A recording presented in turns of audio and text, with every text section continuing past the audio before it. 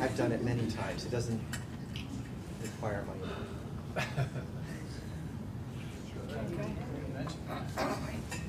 get all the work. Good evening, everyone. Please join me for the Pledge of Allegiance.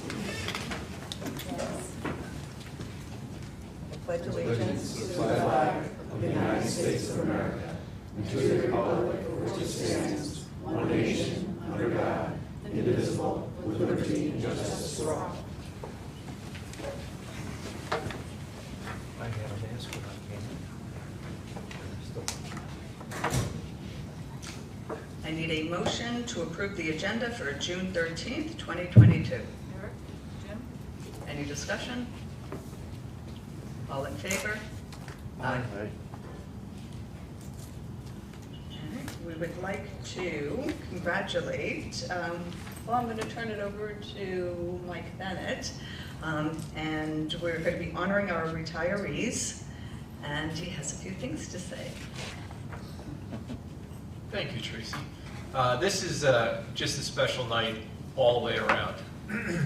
I'm happy that we are at a point this year that we were able to come together and celebrate and honor the work that our retirees have done over the past, I won't even say how many years, some longer than others. But I do want to recognize that your work and the mark that you've left here in Greenville, I know I've been here a short time, but I've had the opportunity to get to know some of you. I've heard a lot of stories about many of you.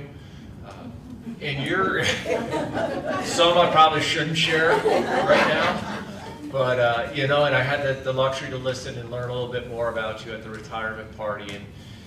And the one takeaway I've gotten is that your impact on the kids in this community and the families in this community will never be forgotten.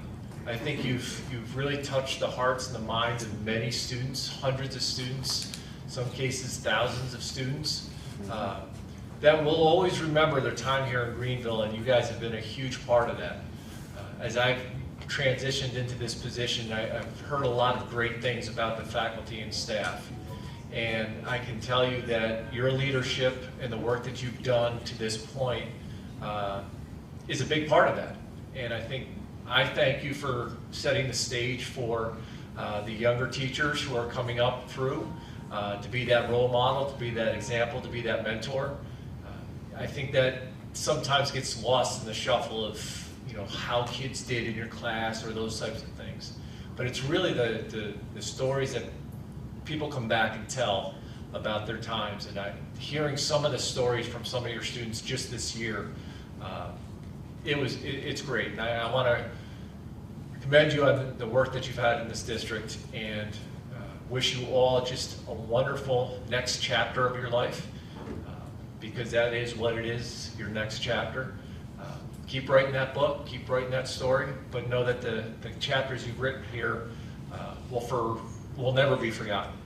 So I want to thank you. We do have a couple of administrators who want to say a few things about you guys, and I've asked them to keep it short, but I didn't have any editorial rights to what they're going to say, so I take it up with them if there's an issue.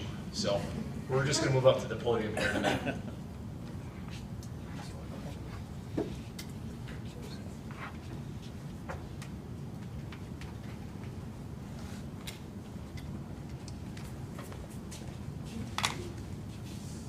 All right, so we've got a gift for each one of you as well, which is really kind of a pretty special. I was pretty excited about these.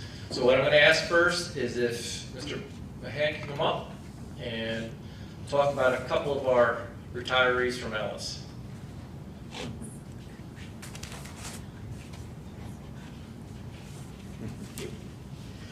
So it's the elementary school first, so we'll go in alphabetical order. So Pam, if you would come up first. And as Pam is coming up, this really is an honor for me. And there are so many amazing attributes about the three of them that I don't want to be redundant. And I want to talk about what I think brings out some of the uniqueness of each of them and what they bring to this elementary school, bring to the school community. And Pam is one of those people who I've had the opportunity to see grow throughout her entire professional life as an educator, because Pam student taught at Ellis when I was a new administrator, and she created these amazing relationships with the faculty, and she became part of our faculty, and it was a natural fit. And one of the things that Pam brought to the school is that she never forgot her role as a parent and how she could interpret that as a teacher. She was a PTA president and leader where her children went to school, and then she volunteered to become a PTA liaison for our building with parents in our own school. And that's a tremendous role that she filled.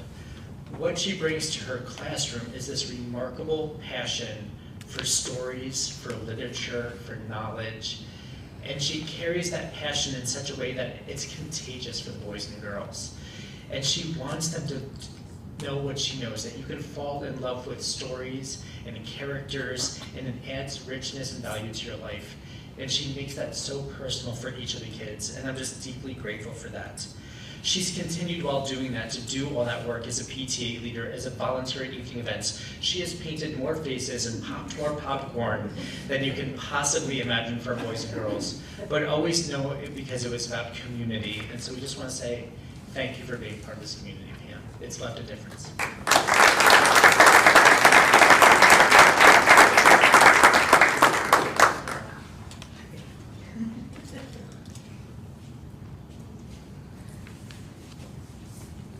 Mrs. Brady.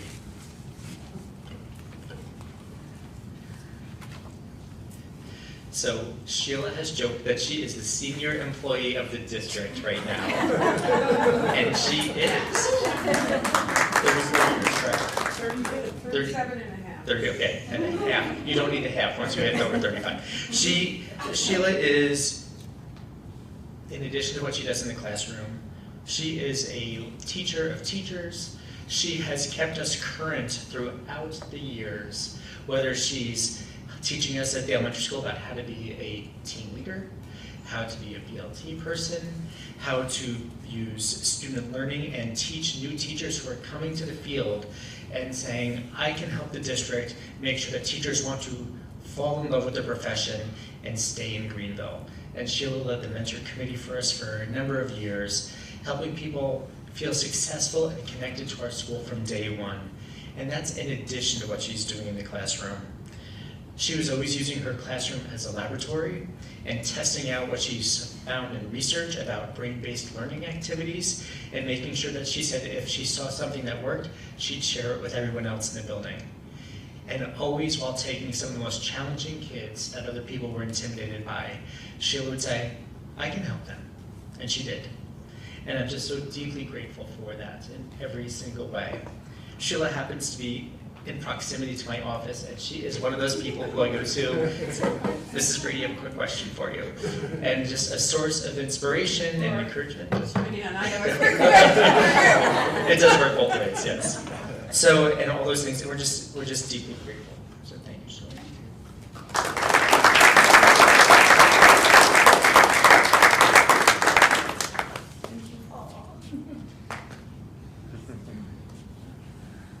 Mr. Kiefer, who seems to be looking younger this month. I don't understand. So I have learned more from Bill than I think. I'm going to be careful what I say here. For my sake, not for yours. I have learned so much from you over the last 20 years. And if you ever want to know what makes a kid tick on the inside, sit with Bill Kiefer for an hour. When Bill has a student in his room, when he takes notes for his parent-teacher conferences, there is no one who knows that child better besides their parents. And even then I would question. He has remarkable insight about what drives them, as not just as learners, but as human beings. He looks to what is in their future and their best interests, and he's a tireless advocate for those kids. It's absolutely remarkable.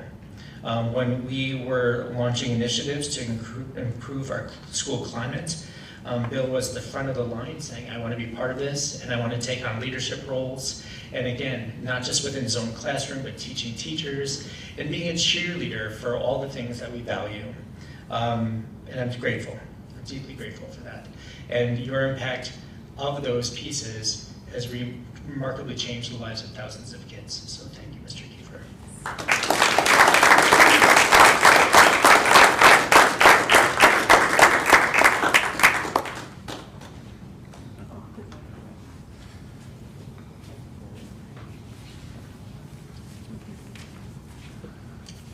Okay, Todd, you're up next.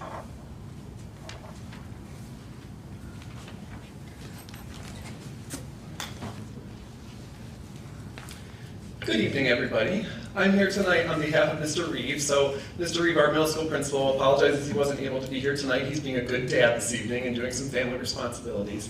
But Brian and I spoke about a couple of teachers that I said I would be happy to recognize, starting with Mr. Konis. So Mr. Steve Konis can come up and join me. So while I'm sharing this, it's also Mr. Reeve's voice coming through too. So Steve has been with us for 6 years, though he has 29 years in education. So I feel we are very fortunate that he chose Greenville to finish out his career and spent the last 6 years of his career here at Greenville. I was a previous science teacher myself, so I'm going to say this with affection. You're a science nerd. It takes one to know one. And what is so great about that is when you visit Steve's classroom, everybody in there becomes a science nerd because his passion, his love of science, and truly just nerding out around science and the scientific method truly becomes what is happening in his room every single day. And it might be you walk in there and it is pitch black.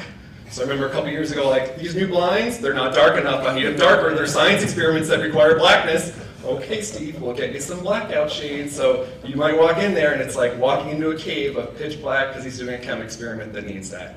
Or it might be you look outside and you see him taking students to hang up their wood duck boxes or their bat houses. So there are a number of things around our campus that he has built with students as part of his wildlife class. So truly will last long after you're teaching here at Greenville. So thank you for all of that. And truly it's been great working with Steve, so thank you.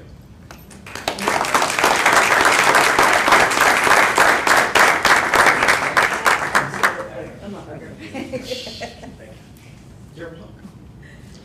Next up, Mrs. Moylan. Oh boy, oh boy, she says. I had time. Oh, don't steal my thunder. Don't steal my thunder. So Jackie Moylan has been here for 15 years teaching at Greenville in the middle school as ELA teacher. She had 19 years prior to that, some of which was at Cara Durham where I was a student. So I do, yes, absolutely. Everything great I learned from Mrs. Moylan in 8th grade ELA. So I had the great fortune of having Jackie as a teacher. Did you ever think I'd be the one recognizing you for your retirement? No. Maybe, no. Yeah, so I'm going to speak about Jackie also from the experience of a student. Here's the amazing thing about Jackie. She truly reaches every single student and teaches them in a way that's going to work for them. So I'm going to use my own experience. As already established, I was a nerd in school. I loved school. I did well in school. Mrs. Moylan served me as a student, and I did great in her classroom. That was the type of student I was. My younger brother. I remember. You didn't start twitching, so that's a good thing. My younger brother was very different from me in terms of what he thought about school. He did not like school. Writing and reading was not his thing, but he loved art. So what did Mrs. Moylan do? She brought art into the ELA classroom for my brother Tim. And I think to this day, he probably hasn't written much since then, but she made him love to read and love to write. So that really speaks to Jackie and her ability to reach every single student and find what they enjoy. And I will also say, similar to Mr. Konis, who is passionate about the subject area, Mrs. Moylan is passionate about reading. So if you stop by and she's reading a murder mystery to her students, she chooses that because it's going to hook the students into learning in her classroom. So Jackie, personally and for everybody that's come through your classroom at Greenville, thank you for all that you have done.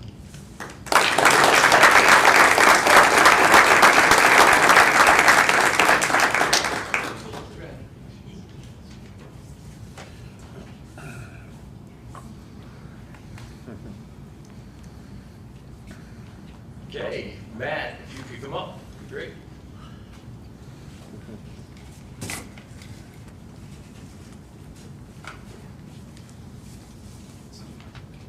It's my pleasure to honor Linda Esposito. Mrs. Esposito.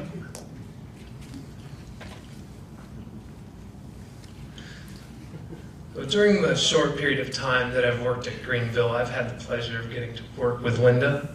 And in my first days of working here, she stood out to me. She was one of the first new faces that I recognized and remembered. It was mostly because every time her name came up, people were speaking about how important she was to the success of our students. Oh, have you met Mrs. Esposito yet? You need to meet Linda. You need to meet Espo. You're going to be working with her. And then I learned Her nickname, our mother hen. In the coming months, I would learn firsthand how she would put the needs of her students ahead of hers. You're going to be very hard to replace. Over the years, she's become an expert not only in her certified area of business, but also in algebra, geometry, English, biology, chemistry, global, U.S. history, economics, government, technology, arts, and even Spanish. And she's not only an expert in the content areas, what makes her truly unique is that she's an expert in working with people. She collaborates with dozens of teachers in order to stay on top of the assignments that her students need to complete. She advocates for her students, and her ability to make connections with them and provide a safe space for them to learn and study is truly remarkable. I know that I can speak for all the students, the teachers, the parents, and administrators of Greenville when I say that we're grateful to have had you working here with us. You will be missed, and thank you so much for your service.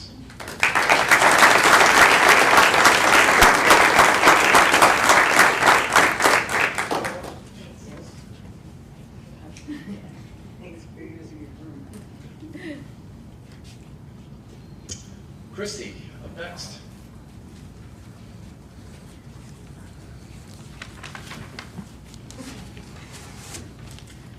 Good evening. Diane Lewis, come on up.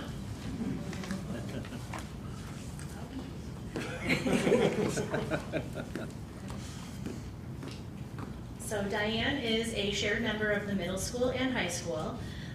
From my understanding, she's had 29 years of service here at Greenville, a little bit as an ag teacher in another district, correct? Yeah. I feel like you need to correct me, A correct? half year global skills and ag teacher, and then All tech. 29 and 7 months. What did Pete say, that once you get past a certain number? Yeah. So not only has Dee Lewis been a tech teacher for many, many years, she's also been highly involved in FFA. If you've been around for any of the FFA events, you have seen Diane making wreaths. From my understanding, she also goes out and cuts down the trees as well too, to get some of these branches to make all the wreaths. She's been a diehard advocate for all the CTE courses throughout the years. Even her last year of teaching, Mrs. Lewis continued to bring new and innovative ideas to the classroom. After attending a conference this year, she came back with an idea to develop a skateboard mold. As you can guess, the students were beyond excited to make their own skateboards. Dee, you will be truly missed by the students and staff alike. We wish you nothing but best in your retirement. Thank you.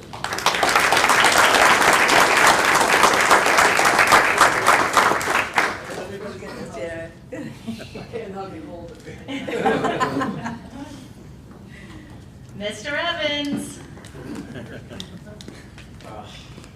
Really that shirt? Oh, I'm not guilty about this one. It is a wonderful shirt. I wear it. Yep. So also 29 years at Greenville. 30, but that's okay. Okay, but 2 years at a Catholic school? I was here as a teaching assistant in 93, 94. Okay. 2 years at St. Thomas in Belmar, and then 29 years as a math teacher. I started high school in 93.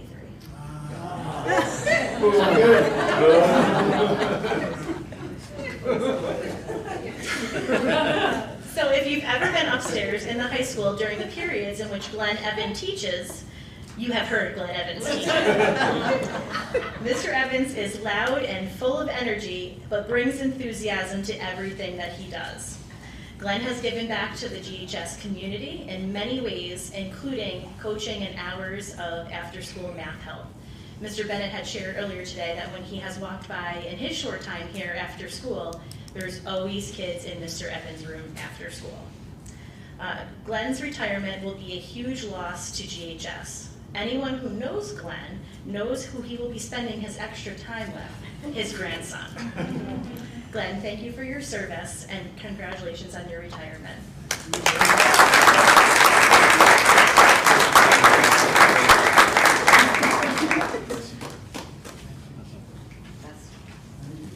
I'll be around. Can't get rid of you that easily, no. Barry, come on up. Sorry, Keys. Good evening, everyone. First, I'd like to say congratulations to all the retirees if I haven't already hugged you or talked to you in the hallways. So you guys are the best. Enjoy your retirements. I'm here for Rhonda Hempstead.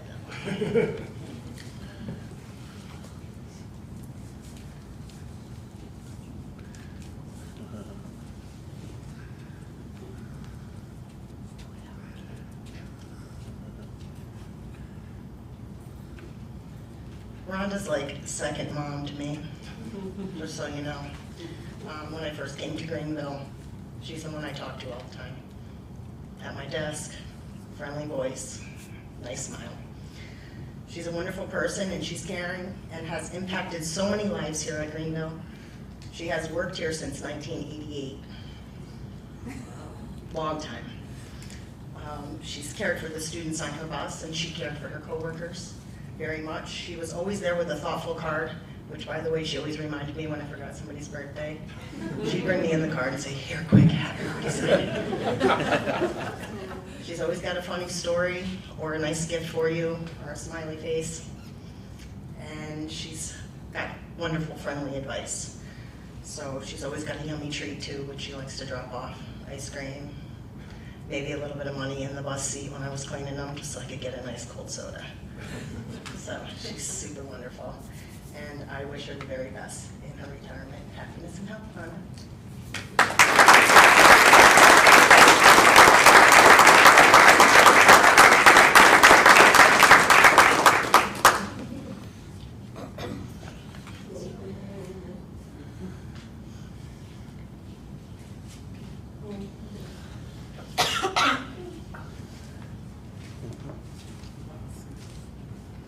And again, thank you everyone for coming out and being a part of this. This is a special night, and I wish everyone well in the retirement. You will be missed. Thank you.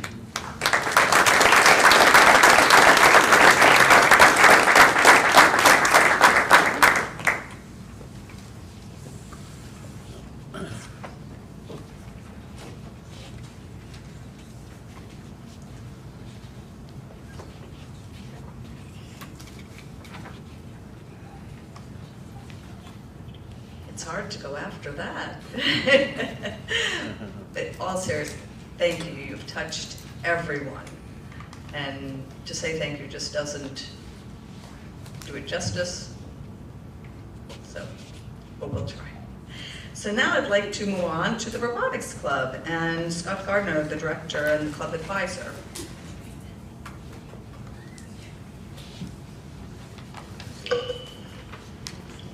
Good evening. Come on up, guys.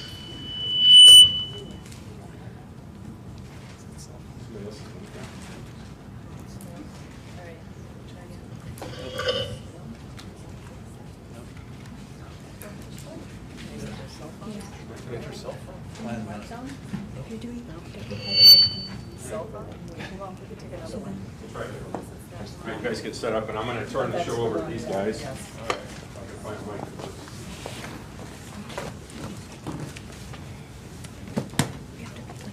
Test it 1, 2.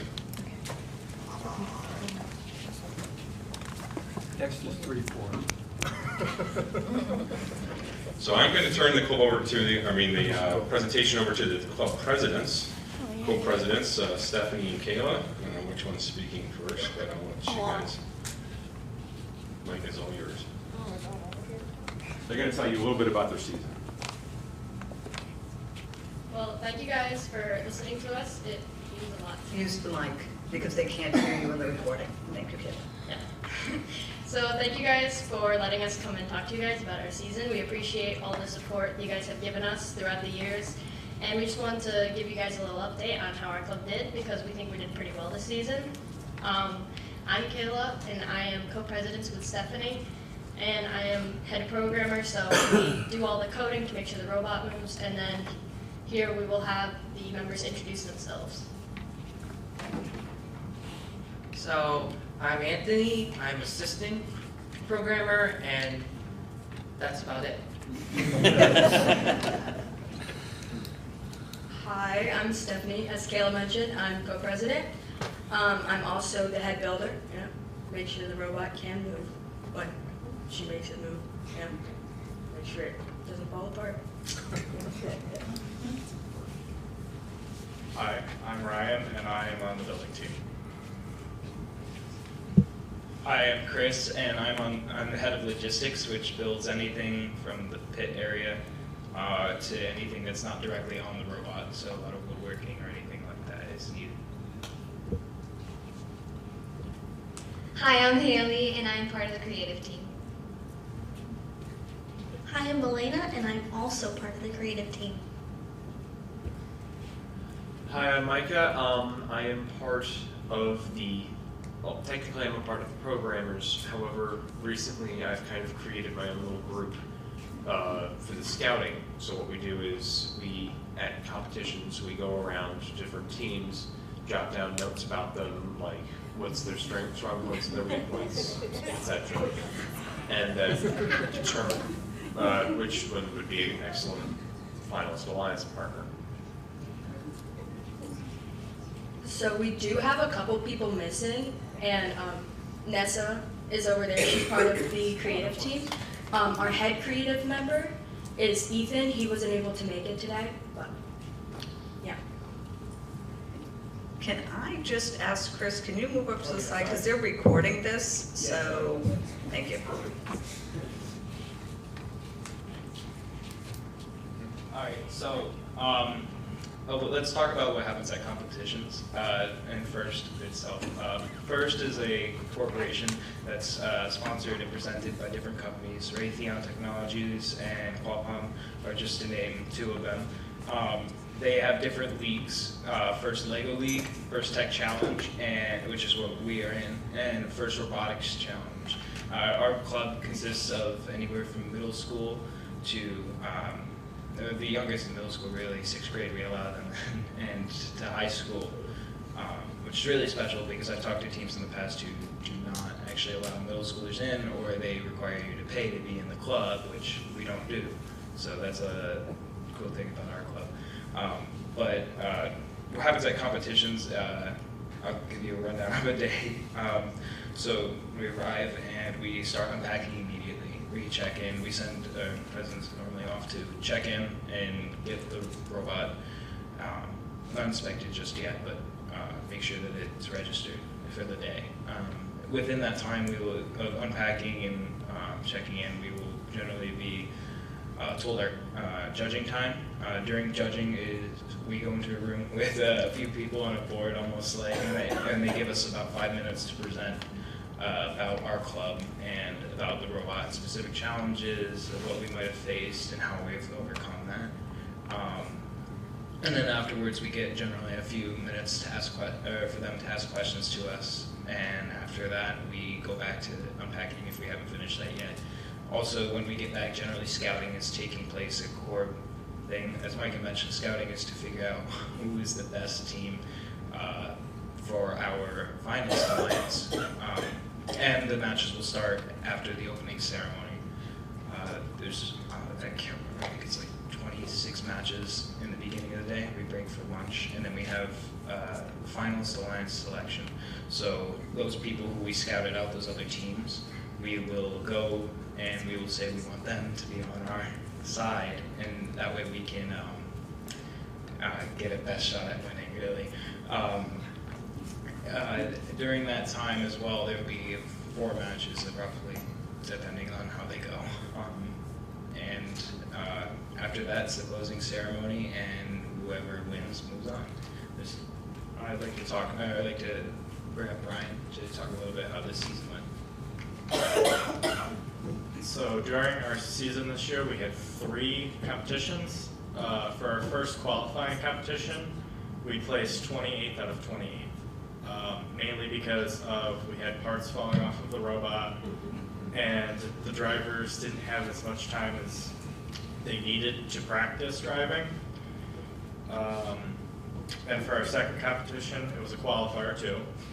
And in a span of a week, we turned it around and we placed first. out of 28 or 30 teams.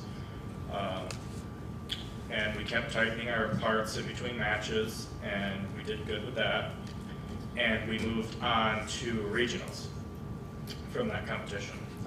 During regionals, we placed 6th, but we didn't get chosen in our alliances, in the alliance selection, so our competition season was over. I would like to bring up, the video. So here you're going to see a video of the national competition that happened this year that we were a part of. Right there on the blue side on the bottom, that is us spinning the duck off of the carousel. And now we're parking in Autonomous. Autonomous is a computer-guided program where the drivers do not drive the robot at all.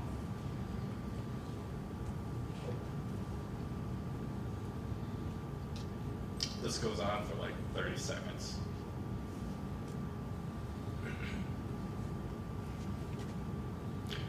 And now is the driver control period, where we picked up our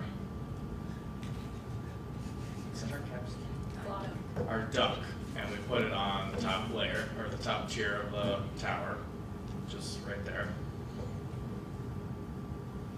And now we're trying to go into the warehouse and pick up a block or a piece of freight.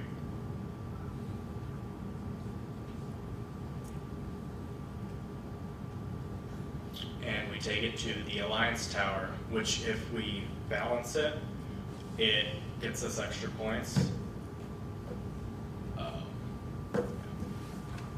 I would like to introduce Steph.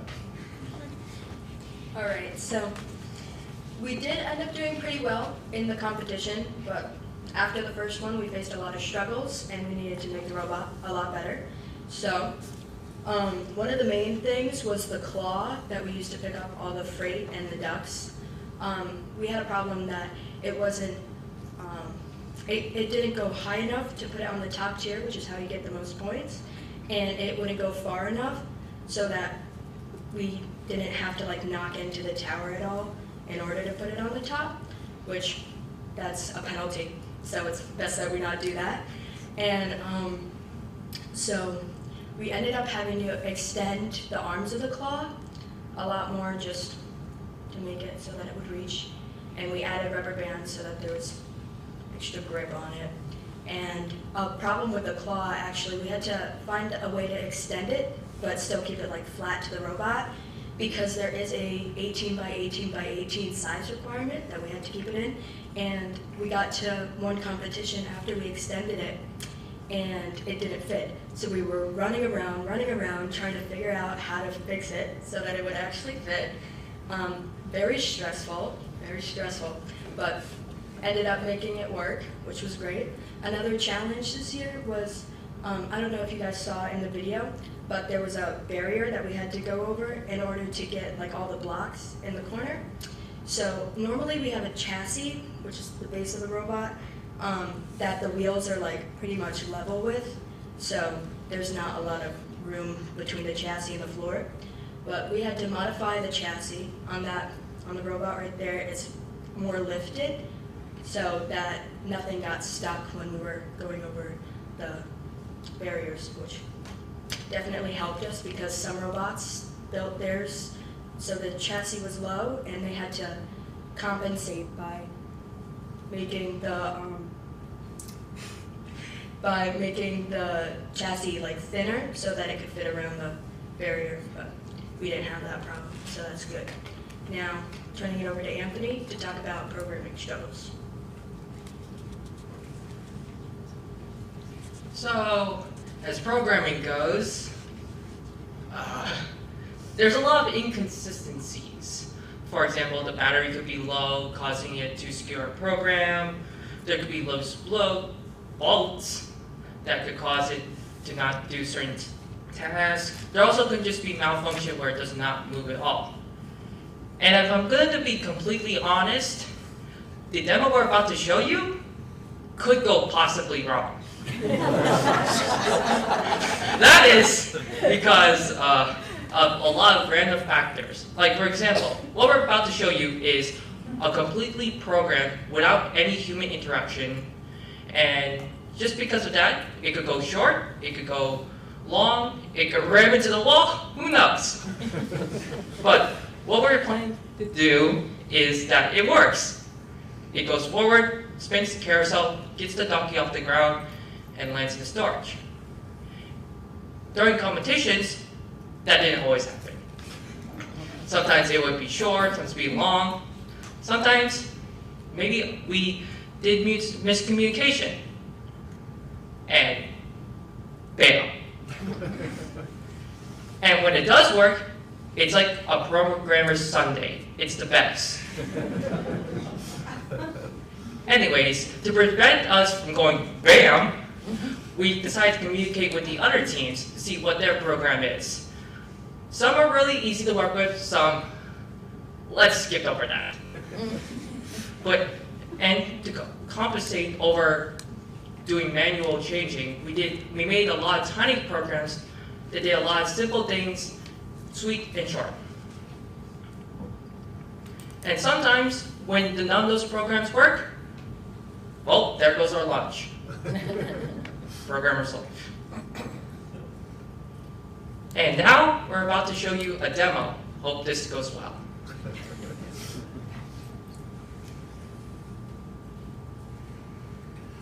Our drivers for competitions were Anthony and Stephanie, so we had both a programmer and a builder on hand to drive.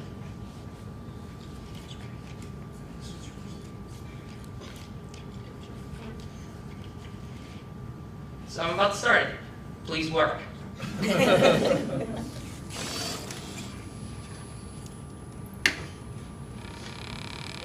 I called it. You jinxed it. I did.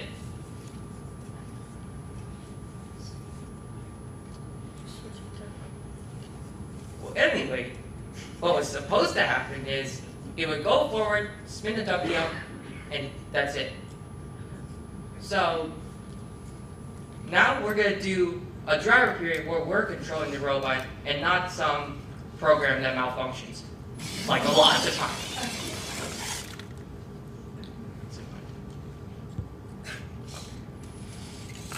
So one of the things you can do is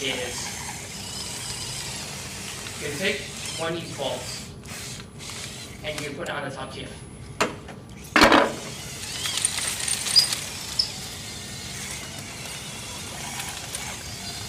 And we usually get a lot. We get about 4 to 5 in our driver period.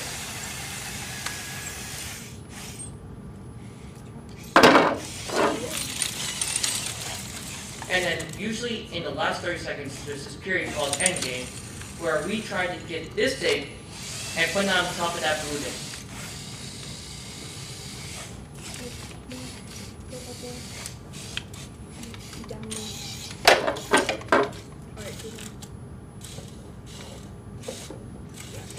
Yes.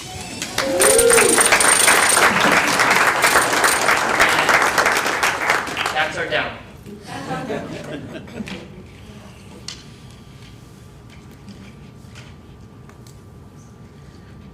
Pull it down, pull it down, pull it down. I feel very, very short right now.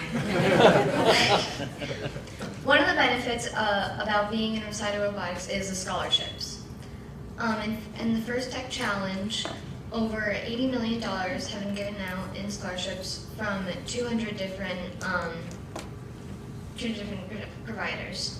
We've had 3 people from the Greenville Robotics Club that have gotten $24,000 each in scholarships. Now, Elena will be.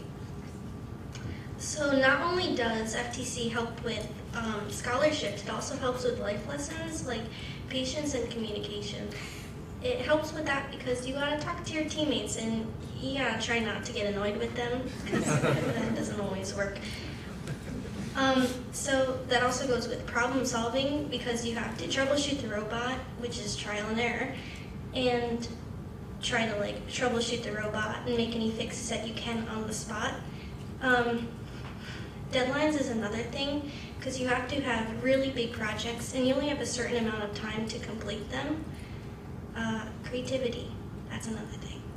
You gotta, since there's no manuals that come with the robot, you have to think outside the box. And they give you money and say, here you go, build this. You have to fit it within a certain size, so you can't really like make it huge. And you have to make it do a bunch of certain things. Like Anthony's show, I don't know what it did. I don't do that. Since robotics is a social club, you have to talk with their teammates, and so you can find other people that have similar interests as you, and you can make friends. Thank you for listening to our presentation. If there are any questions, we'd be happy to answer them now.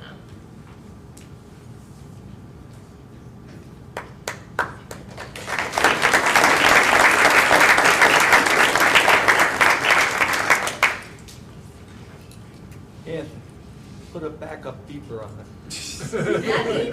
Back it up. We should do that for next year. Upper backup beaver. No, we can't. You guys can just grab.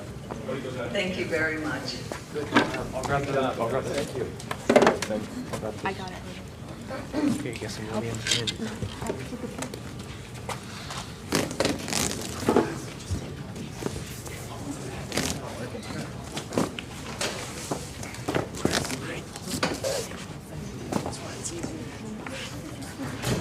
It's just pick up one corner, just pick up the whole thing, and we'll just take it apart.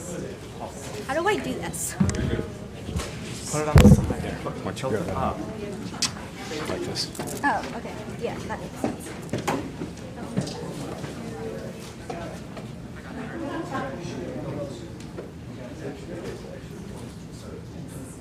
Maybe they would, yes.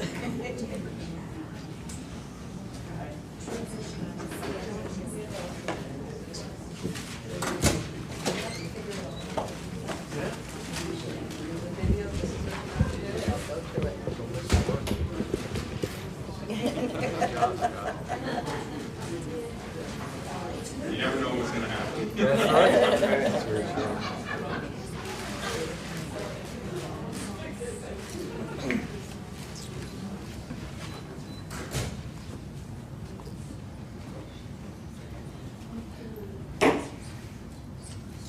I would like to now move us on to open forum. The 30-minute open forum is the time the board sets aside to hear in-person comments from the public. Comments may also be emailed in advance of the meeting prior to 4 p.m. on the date of the meeting and state in the email if you would like your correspondence read out loud to Daphne Pearson, District Clerk at pearsond@greenvillecsd.org. This is an opportunity for residents to voice general concerns or compliments, especially about items on the agenda. However, this is not the time to register complaints about specific individuals or about items that should be addressed confidentially through the proper channels. All comments shall be addressed to the district clerk and shall be limited to not more than 5 minutes per board policy 2180. Please note that members of the board may not be able to directly respond to citizens concerned during the public open forum. Is there anyone that would like to speak? Do you have any of those? Okay. All right, then I'm going to move us on to several action items. I need a motion to approve the minutes from May 3rd, May 9th, and May 17th. So this is a combination of 7.1 through 7.3. I have Eric and Jim. Okay, any discussion? All in favor? Aye. I need a motion to approve the finance reports for the month ending May 31st of 2022. Okay. Eric, thank you. Any discussion? All in favor? Aye. Aye. I need a motion to accept the Committee on Special Education recommendations. Eric Duncan, thank you. Any discussion? I would like to say one thing, that normally I would recuse myself from this vote. However, if I were to do that, we would not have a quorum. I asked our council, and because I There's a student that I tutor, but I do not receive any financial compensation, and my tutoring is not included in the IEP that our council said that I could vote. So as long as everyone is okay, then I will proceed to vote. Duncan? I'm okay. Okay, all right, Okay. all right, Yes. okay. So any other discussion? All in favor? Aye. I need a motion to approve the personnel agenda. Duncan, Eric, thank you. Any discussion? Is I that have a discussion? question only. Okay. Is the reason so many substitutes come on, is that because basically it's just a change in position? I mean, I know they retired and many of them come back. Why do we have to approve those coming back? I just don't understand the formality of it. So once they retire, they, like any other public employee, have to come back and reapply as a substitute. So it puts them at a different category than they were when they were teaching. Okay, so we're basically, I understand that, but I don't understand why we're approving individuals into a position when we've already had that person, you know, as an employee. And I guess, I'm not trying to be funny, I just don't understand why we go through all that. Technically, it's a different position. Okay. From being a classroom teacher to a substitute teacher, where in a classroom teacher, they've got a specific certification, and when they come back as a substitute, they can go across different areas to substitute for those All different right. classes. Okay, thank you. So all in favor? Aye. I need a motion to approve the revised 2021-22 school calendar. I think what we're going to do is combine the different calendars, so 7.7 through 7.9.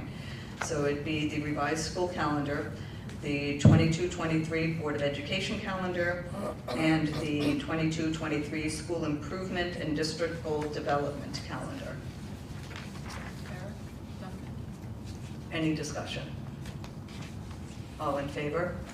Aye. I need a motion to approve the transfer to capital reserve. Jim and Eric. Any discussion? All in favor? Aye. I need a motion to award the 22-23 fuel bid through DCMO BOCES bid process to Mirabito Energy Products.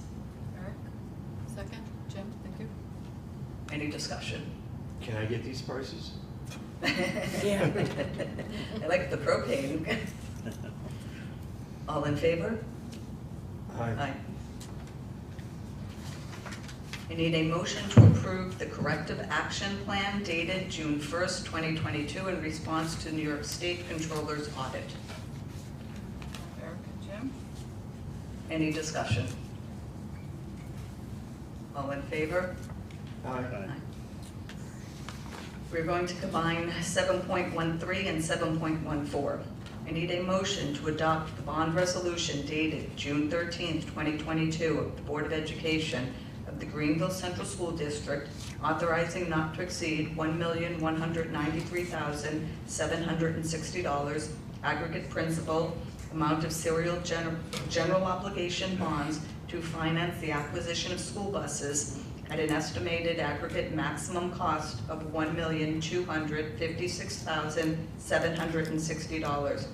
Levy the tax in the annual installments in payment thereof, the expenditure of such sum for such purpose, and determining other matters in connection therewith. And also a motion to adopt the resolution dated June 13th, 2022 of the Board of Education of Greenville Central School District authorizing the establishment of, a capital reserve fund. Eric, Jim. Any discussion? Yes. Mhm. In reading through the material we get from NYSBA, I noticed that some school districts go into a collaborative bid process for buses. And I'm wondering if we looked at that in the past. I know we've gone out individually and we've been, I think, very well served by the process that was put in place years ago where we keep the fleet up to date. But I'm wondering if there was a possibility of even improving upon that, or whether or not we want a particular bus, and maybe there's cooperatives out there that have different style buses. I'm not sure, but Janet, do you know if we've ever looked at that? Not cooperative, no, because we aren't probably on a different cycle than others, so we bid out. Well, the only thing I have is more a suggestion than a question, I guess, that we go ahead with this one because it's the cycle we're in, but we take a look at, before we enter into the other, what options there are out there. I mean, we co-op with Delaware Shenango BOCES on milk and ice cream products.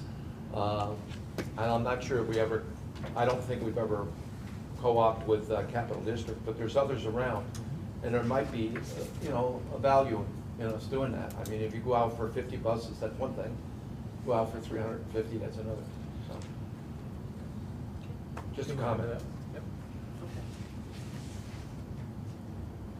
So then perhaps you could investigate and then get back to us what are some of the options and so forth. Okay. Yeah, I think that don't even have to get back to us, but just present it to us with the next time we go through it.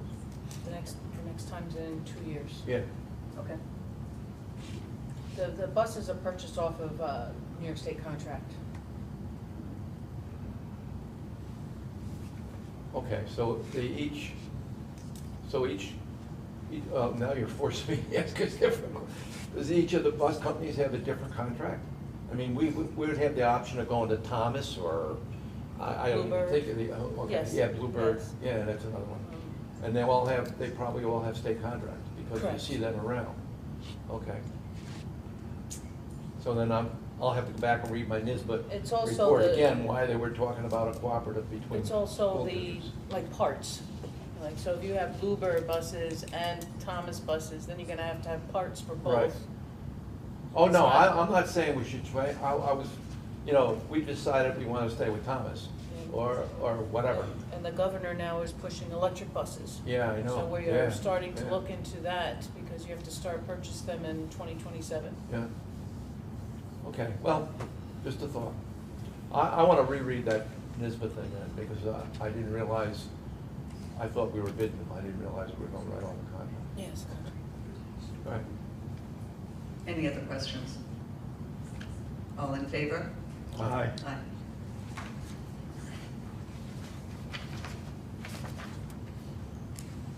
I need a motion to approve the intermunicipal agreement between the Greenville Central School District and the County of Greene and the Sheriff of Greene County for a school resource officer, an SRO, for the period September 1st, 2022 through June 30th, 2023, in the amount of $64,353.75. Duncan, Eric? Any discussion? All in favor? Aye. I need a motion to approve the health and welfare services contract between the Greenville Central School District and the North Colony Central School District in the amount of $2,277.29 for the 21-22 school year. Eric? Duncan? Any discussion? I just had a quick question. 21-22 school year, the one that's almost finished, like in a week? They just sent it in now? Nice. There's one gonna be next June 27th also. Okay. Oh, they're getting it in under the gun, I guess. Any other questions? All in favor? Aye. Okay, let's see, adopt the resolution for, do I need a motion to adopt the resolution? Oh, you do. Yes, okay, so I need a motion to adopt the resolution for the Board of Education of the Greenville Central School District to authorize the district clerk to unseal and open ballot box and destroy official ballots from the May 2021, last year, school board election and budget vote. Eric, too. Any discussion? For clarity, this is what we always do, it. The annual destroy, right? Correct. All in favor? Aye. Aye. I need a motion to extend the contract between the Greenville Central School District and Higher Physical Therapy for physical therapy services from July 1st, 2022 through June 30th, 2023. Eric, second? Did we get a second? Going once? Jim, thank you. Any discussion? I noticed it's a 2-year contract. To 1 year. The question that I had was, when do we have to go out and bid? Through the 23rd. Right, so do we have to bid every 3 years? Because we're extending this. The contract was new last year. Now we're extending, for 1 year, now we're extending it. And then when do we have? We can keep extending it. Okay, Okay. Both parties are in agreement, right? If we're happy with their service, okay. we can keep. Any other questions? No? All in favor? Aye. Aye.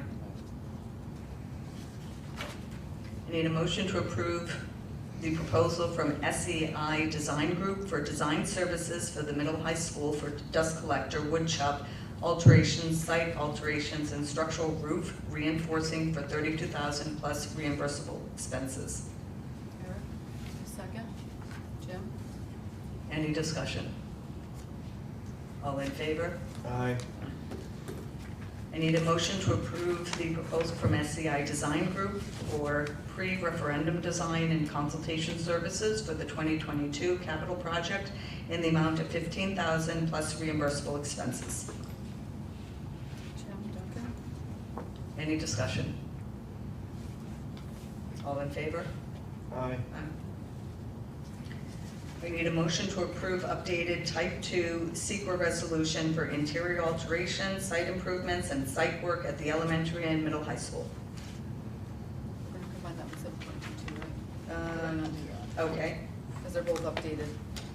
All right, then let us combine 7.21 and 7.22. I just read 7.21, and now 7.22 is a motion to approve the resolution to accept the CRISA funds and approve the interior alteration, site improvement, and site work at the elementary and the middle high school. Any discussion? All in favor? Aye. I need a motion to approve the proposal from Terracon in response to an RFP for geotechnical engineering services to test the subsurface conditions at the middle school, high school pavilion, and Ellis courtyard sites. Eric and Jim? Any discussion? And on this, Mike, you're going to talk to us a little later about the athletic fields, correct? Okay. I do want to discuss, is this the same outfit that did the testing before we built the tennis court? No. No, different outfit? Yes. And They were in. why is it different? It was RFP. Okay, it was RFP. Okay. Did the one who did the tennis court fit? Yes. Any other questions? All in favor? Aye. Aye. I need a motion to approve the bid awards for surplus dishes and silverware in the amount of $631 to Auctions International. Eric? A second? Jim? Any discussion? All in favor? Aye. I need a motion to approve an overnight field trip by FFA, and this is for 3 field trips. The first one is July 15th, the second one is in August for the New York State Fair, and the third one is for the National FFA Convention to Indianapolis in October. Did you skip one? The No, first the one, first July one 10th? is- Oh, yeah. The first one is July 10th, so one. That's a return date, yeah. You started with the 15th. Oh, okay, I gave the return date. All right, let me clarify. Thank you, Duncan. So the first one is July 10th to Camp Okay, and a return Osagachi date. Yeah. with the return of July 15th. The Right. second one is for the New York State Fair Right. on August 24th, and the third one is for the National FFA Convention on October 24th. Now, didn't they just have, Okay. weren't they in Indianapolis this year? Is it always in It's Indianapolis? every year. It's always in there? Yeah. They moved it several years ago to Indianapolis. That's where the National Convention Every year? moved to. Yes, that's Okay. correct. All right. Any other questions? All in favor? Aye. When I read that, I thought it was, because I knew they had just come from there. They're going back. It's a wonderful opportunity to take the students, Oh, and I they agree. fundraise I all agree. year for this. Yeah. So now I'm going to turn it over to discussion, and 8.1, the capital project timeline, I'll turn it over to Michael Bennett. Thank you, Tracy. So I wanted to put this back on our radar a little bit. It feels like with the end of the year, we've had a lot of, we haven't been back to the capital project in a while. So in the board updates, I had sent out the timeline, and just for us to go back and revisit the importance of keeping this kind of the forefront of where we're at with this process. Tracy and I had talked a little bit about working backwards from a potential vote in December, and really making sure everybody understands why we are going through this process the way we're going through it. We've had some conversation about possibly bringing SEI back to a July meeting. As that document we got in April talked about, was we looked at August as a chance for them to come out and really speak to the design, what's it going to look like. They were going to do a budget presentation. Potentially moving it to a July meeting so that the board has an opportunity at that point to take a look at what the design was going to look like and ask questions, so that if there are any questions, we can address them at the August board meeting. If there's not any issues with that at the August board meeting, then we can just kind of move through to our next spaces or spots in regards to where we're at. We are also meeting with our bonding agency, I believe it's Thursday, yeah, I think, to kind of make sure that we're lining up everything from the bond and the capital project together. So I just wanted to take an opportunity to kind of bring this back to the board and ask the board if they had any questions about this process and where we're at with it. I think it's a good idea to try to look at it a little bit in July 1st, so that you can make sure there's no hiccups and you don't put back another month. So right. I think it's a good idea. Okay, great. Right, so I think that one of the key things being for a December vote, which given interest rates rising, it absolutely behooves us to do this earlier rather than wait. Originally had the presentation and the approval at the same meeting, and I felt that it's helpful for us to have a little bit of time to wrap our heads around it. If we ask questions, which we tend to do, that they would then have the opportunity, and then with the timeline, it's set in stone, we approve it in August, and then can move everything forward.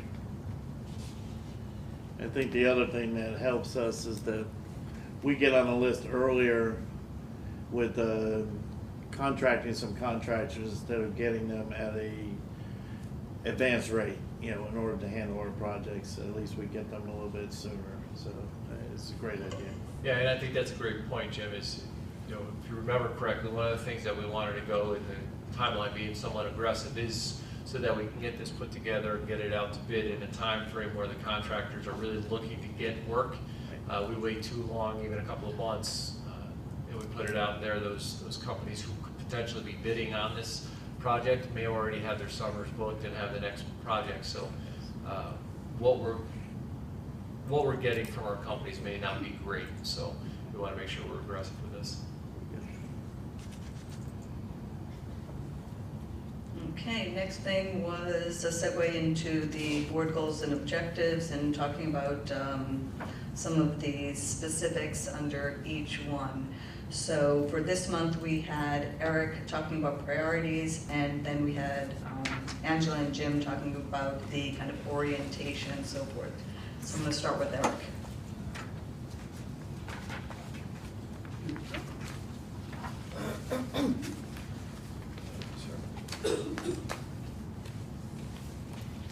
Just as you follow along, you don't get bored. Never.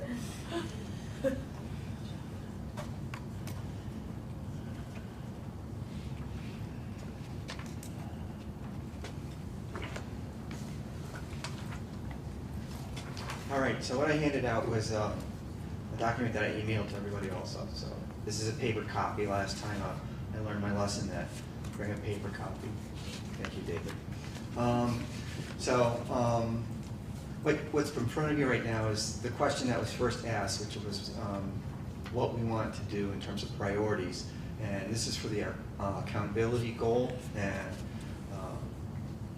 the response that came in, we had recapped them briefly. I said, they're in the email, but since I didn't have the paper copy, we didn't get to actually go over and look at it. The responses, I didn't put anybody's names on it, and I'm not going to read, because you can all read, but you can see that from the perspective of what was presented as priorities, a couple of them came up over and over, and some of them came up in different format. And I'll give mine, for example, as I had said, curriculum should be one of the priorities. And others had said, reading, or reading and arithmetic, and so forth. So ultimately boiling it down to where we had commonality in the topics, I think the priorities right now before us, and this is still a discussion, so we can certainly change what is out there, but on page 2, I listed that the top priorities are looking at the TSI, and I'm going to focus it on the reading performance. It's not the only part that was discussed, but I think those are 2. And there's the third one, which I didn't see a top winner, so I'm just not going to say we can go with 2. And if we want, we can add one. These items here are priorities. They're not goals for the board or goals for the district. They were things that we said were important to us. And as I remember from our discussions with the accountability side of things, these are topics that we want to make sure the public is aware of, correct? So from that perspective, we should keep these in the forefront of our discussions, either reporting out on them quarterly or doing them in workshops or something. And I don't know the best mechanism right now. I believe Angela had responded that maybe we could do a newsletter. So, but certainly from the perspective of our priorities as a board, I recommend at this point that the TSI and the reading performance be ones that we keep in the forefront for our public. Questions?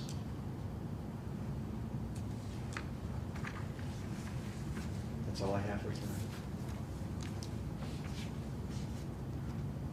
I think that it might be worth revisiting at the next meeting, because we have 3 members that are not here.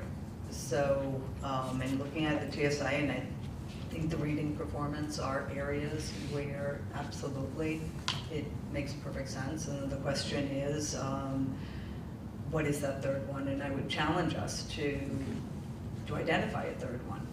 So, and that may be the discussion for the next meeting. It doesn't mean that we're going to accomplish necessarily all 3, but we did target having 3. So I would challenge us to put 3. I had been shooting for a report on my report for this meeting. I talked to Daphne last week and asked her that I was not ready. I think the day after I got the response from the superintendent's organization, they had told, their process is they had to have Mike ask them to do that. So we put some questions out to them. Okay. I don't know how many they sent it to, I've forgotten. They gave me a number at one point, but we got a good number of responses. Some of them fairly elaborate, others yes, no type thing. I'm trying to put that together. I actually worked a little bit on it this weekend, but I got involved in some other things. So I'll be ready for the next meeting. So, and like Eric, I hope to put together some paper so you'll all have a copy. I might send it to you by email and just make it part of the record, okay, when we get here. So you all have coming in, you'll know what it is. All right? Okay, thank you. Any other thoughts specific to Eric's priorities? Jim, anything that? I think it's good that we, due to 3, I apologize. Due to 3 members not being here tonight, I think revisiting is a good idea to have their input as well. But I agree with what he has here, the 3rd program. on what we do, I'm sure we can try to come out with a third idea of a priority.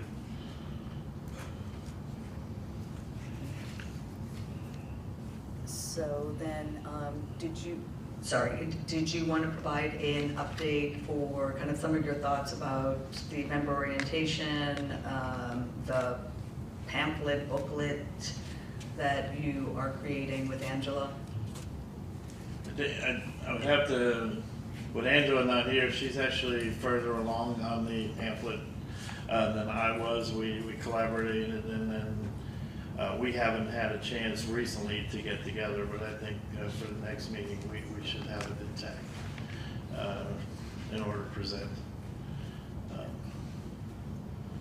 And I think that everyone should have received an email kind of laying out what some of the topics, the goal being that when someone is new and comes onto the board, what is some of the information that would be helpful for them to have in order to kind of get them up to speed faster.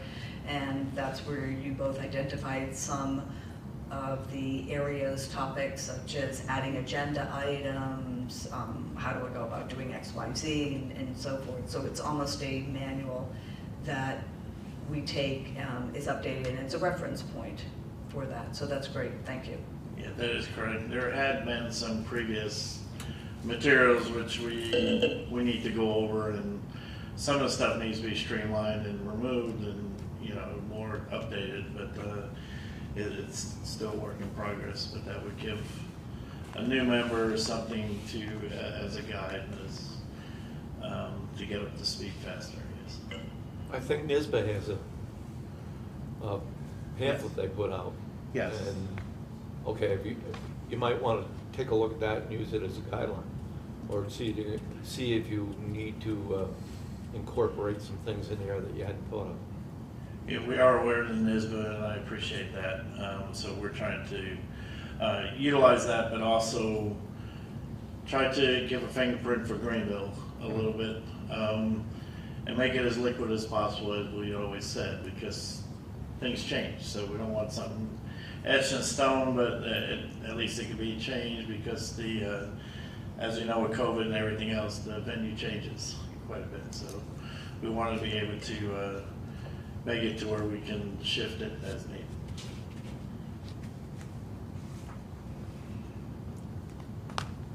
Wonderful. So now I'd like to move us on to the athletic field update, and I'll turn it over to Mike. Okay, so once again, taking a look at, we know that in the springtime we had some issues in and around baseball and softball fields. We also recognized that there were some issues around the tennis courts. So we've gone back out, we've had a number of the engineers and architects, landscape architects come back out, submit some plans to us with some ideas of what we can do for the baseball field.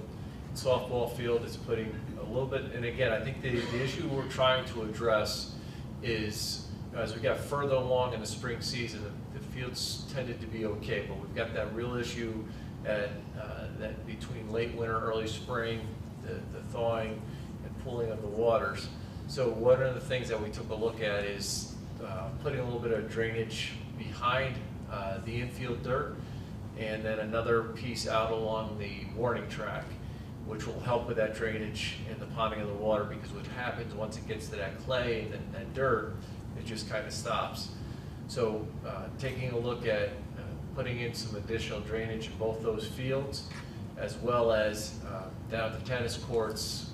A couple of things at the tennis courts. One is to get kind of a core idea of the sub-base, what's gone wrong with why we're having these issues with a little bit of a hole and some cracking that's going on those courts. So I reached out to Carl Stewart with Turner. He is very interested in trying to help us out.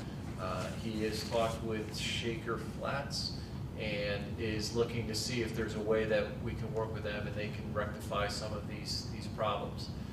We're ready to move along and bid out some of that work. We do have some money in our that we can spend for this, and so we're looking to move on this again, probably in the late August, early September, to be able to get some of this work done. So again, it hasn't fallen off the radar. I know that there was a lot of money spent on those fields. We want to make sure that we're doing all we can to make sure that they're playable and we can be on them as soon as we can.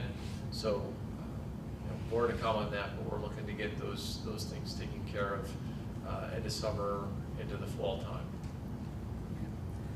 With, you'd mentioned August and fall, especially for the tennis courts. The girls' tennis starts in the fall, so that would be something, would that be impacted?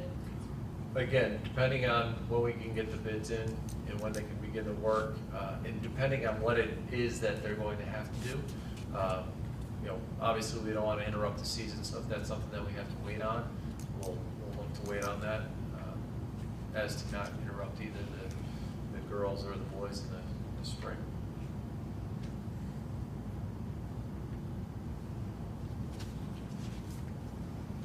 Okay, and now I'd like to move us on to the second reading. It's an update to policy 5110, the instructional policy.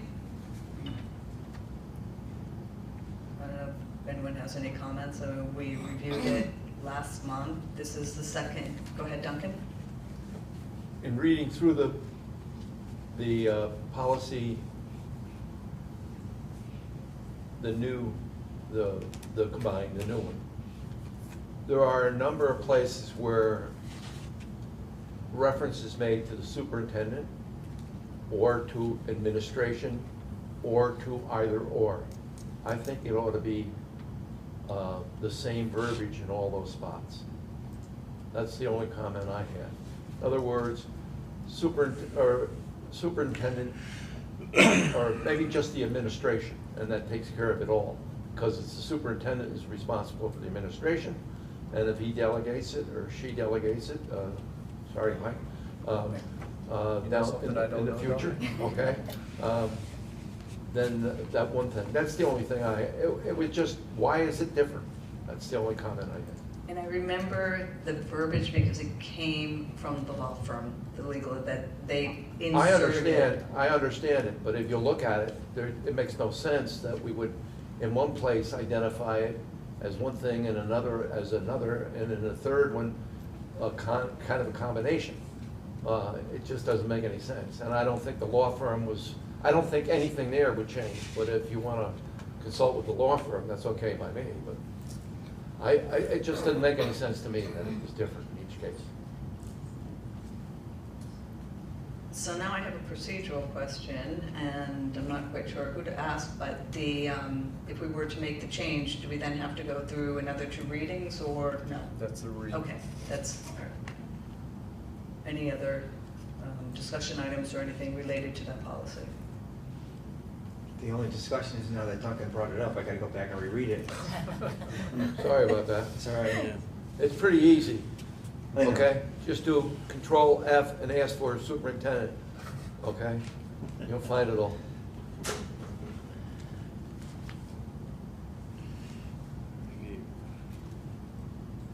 Okay, then the graduation moving up ceremonies, reminder, if you have not already RSVP'd to Daphne, please let her know if you will be attending.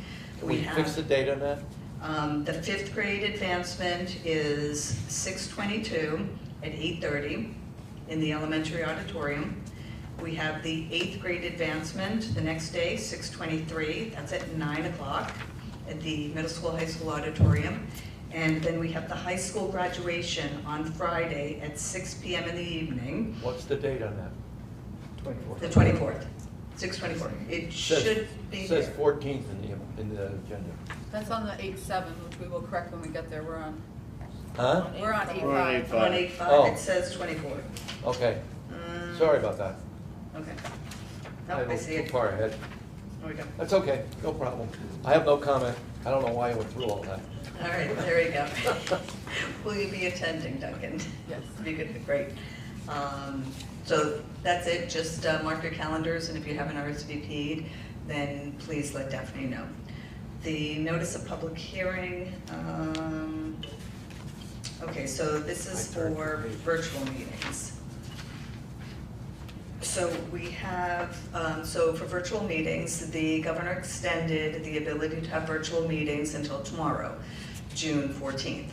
And if schools are interested in continuing to have the option for board members to attend virtually, then a couple of things need to happen. We need to have a public hearing for 30 days, and I believe that has started, okay? Then we need to have a resolution which is detailed, the exact requirements. They had, so for example, we still need to have a minimum of 4 members must be present to fulfill the quorum's requirement in the physical location. The minutes of the meeting involving any type of video conferencing will be included with members participating remotely, and they will be available to the public in keeping with the procedures. We always post them on board docs, which is available to the public. The public notice for the meeting will state that video conferencing will be used where the public can view it and participate in the board meeting. That is also, for the past 2 years, we've been doing that. It is listed in board docs and on the agenda. There's a little icon. The next item is each remote meeting must be recorded. We just talked about that. And that the recordings must be posted within 5 business days following the meeting, which they are immediate. So we're able to do that. And we must remain, or they must be available for a minimum of 5 years thereafter. So right now they're hosted on YouTube, so it is our, we believe that they will be around for 5 years. Can we make that assumption? Well, we'll make alternate arrangements if that becomes the I'm case. sorry? We'll make alternate arrangements if that becomes not the case. So even though they're out of our hands, that would fulfill the requirement. Yeah, YouTube has never made a statement that they're taking content away or it expires. Okay. Okay, a valid point. They would have to announce it, I'm sure. The next point is members of the public will be provided with an opportunity to view the meeting via video and participate in video conferencing in real time. And then the final point, the technology must permit access by members of the public with disabilities and comply with the 1990 Americans with Disabilities Act. So the thought was that by putting it as a resolution, there was no need to adopt a policy for this. It would basically be the same thing, you know, and we can just do it for the resolution. So the timing on this would then be at the July meeting, is that correct, Daphne? Yes. Okay, so at the July meeting, we can then move it to an action item, and that will allow for board members to participate remotely. So, because right now, unless the governor extends it, after tomorrow, we can't participate via video conference. When I read over this, I had one concern, and that is, I'm trying to find it here because I read it, and, oh, there it is, number 4.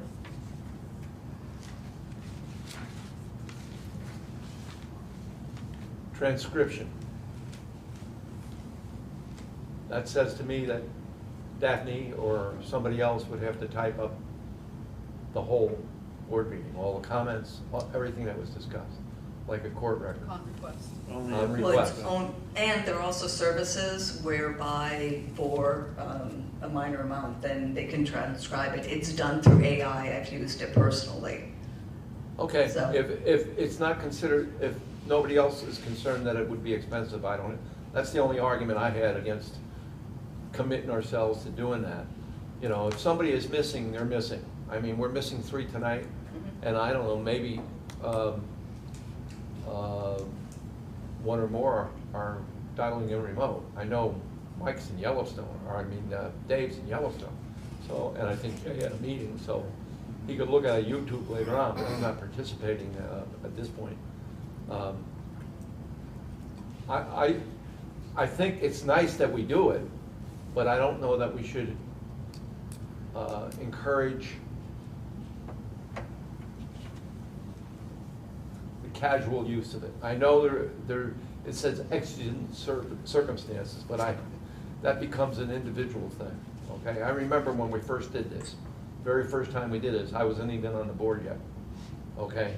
And it was because somebody wanted to go on vacation, and they really wanted to participate from Miami. And that's okay, but I think it's maybe a little overkill, my comment. So if we're gonna do something next week, think about that, or think about that. I think it does allow us the flexibility whereby if several members are sick, then we would be able to, well, provided that we have the quorum, because that's still physically here. So it's flexibility in the sense of if we were to need it, and it doesn't mean that we have to. So to me, it's, I see the benefit of it, but yeah, well, my concern was expense. And if if that's available, as you said, transcription services and whatever, then and it's not a costly item. It's not outrageous. I'm not really hung up on it. I've used it for my own personal business. Okay. I mean, with AI in putting subtitles on videos. Okay. All right, some reminders. We talked about the advancement graduation ceremonies. We have the July 11th organization and business meeting. We have a meeting before that at the end of June, which is the 27th, is that correct? 27th, right. Yes, so we have the 27th before the July meeting. Then we have the August 1st board workshop, the September 12th tour of facilities. We haven't even done the summer school yet or finished it this year. We're already talking about next year, but just to put it on our calendars, and then the September board meeting. And where's the August board meeting? The August 8th, let's see. There will be an August meeting. I know. Yeah. Yeah, I was just wondering where it is. It's on the calendar. And we might be fitting another meeting in July based on the SEI. So we have to. No, that would be at the July 11th. So right now we have the next board meetings. We have on the 27th of June. We have the 11th of July, and that's when we're going to have the SEI present. Then we have the board workshop on August 1st. Right. We have the normal business board meeting on the 8th. Right, that's the one that's missing. Okay. Yes, okay. Sorry about that. Then we have tour of facilities on the 12th, and then the normal, is the normal meeting the 19th? Yes, okay.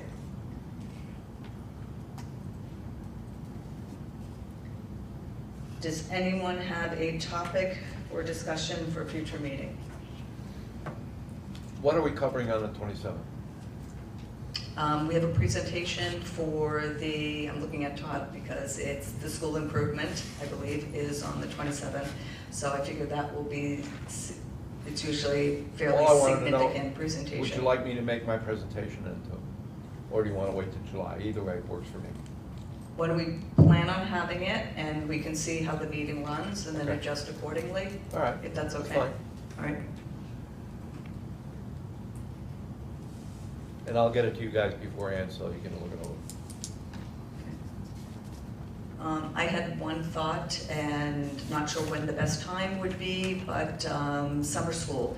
As we go in and we're going to be starting summer school, then could we have a presentation, I'm thinking after the school improvement, so maybe it would be July.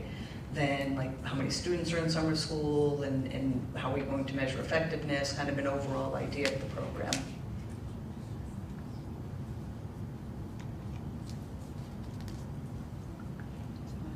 Discussion item? Or presentation? I am open to however, What are you looking at this? you tell me. Is July too early to know its effectiveness? Yeah, I think I would be concerned that we wouldn't be able to get that type of data and that type of anything until, it goes until mid-August. It would earliest be a September meeting, the earliest, I would think. We'd be able to get that data and be able to report out on some of that stuff. Okay. So then table it till September. Have the parents and whatever notified already? Yes, the invites have gone out, we've gotten a great response. Good, a good, positive response. Yep. Yeah. Yep.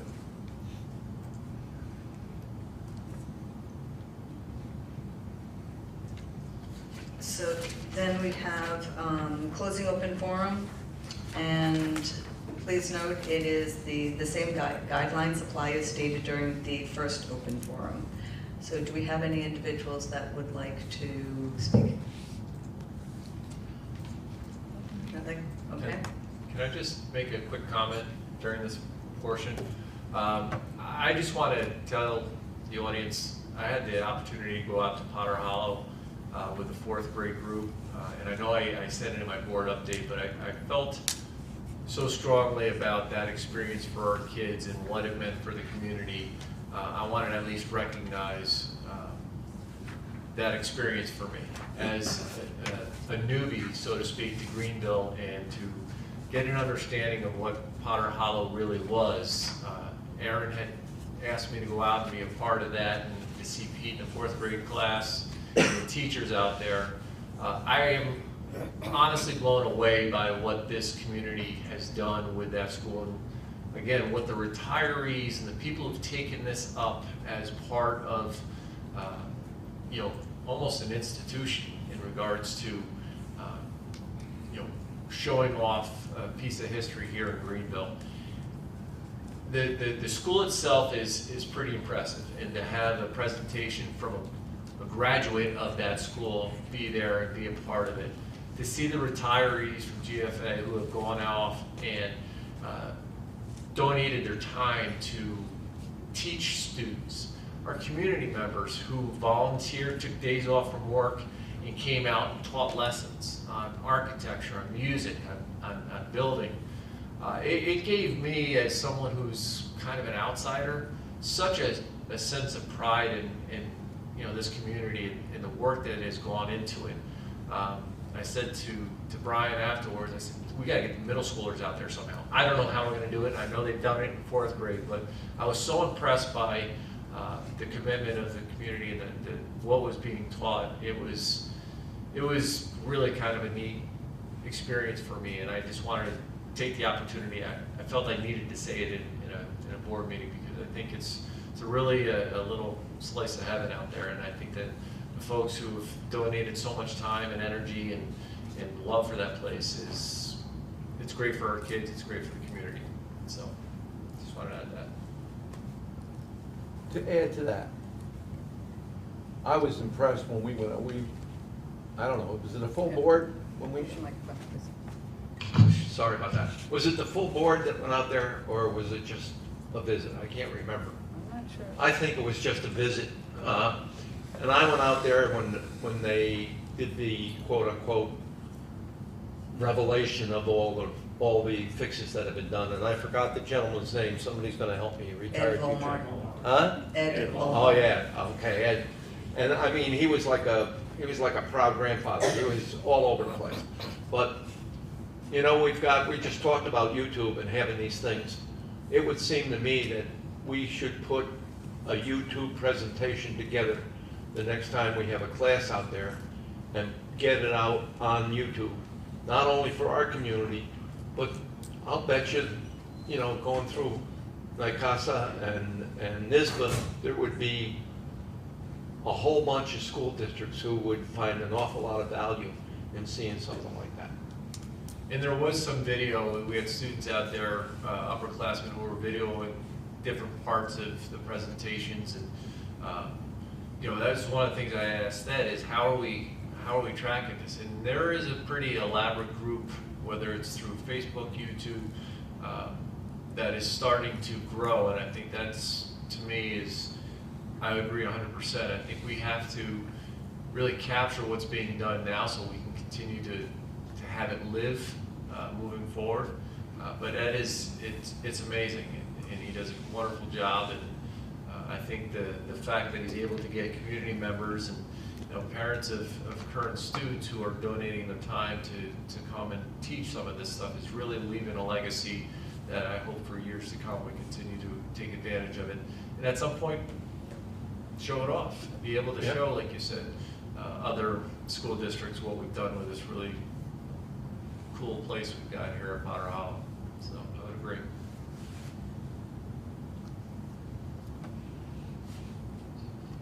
All right, then I need a motion to adjourn to executive session to discuss the 22-23 attorney contract and superintendent goals and a buyout for health insurance. Eric, need a second? Jim, thank you. Any discussion? All in favor? Aye. Thank you, everyone.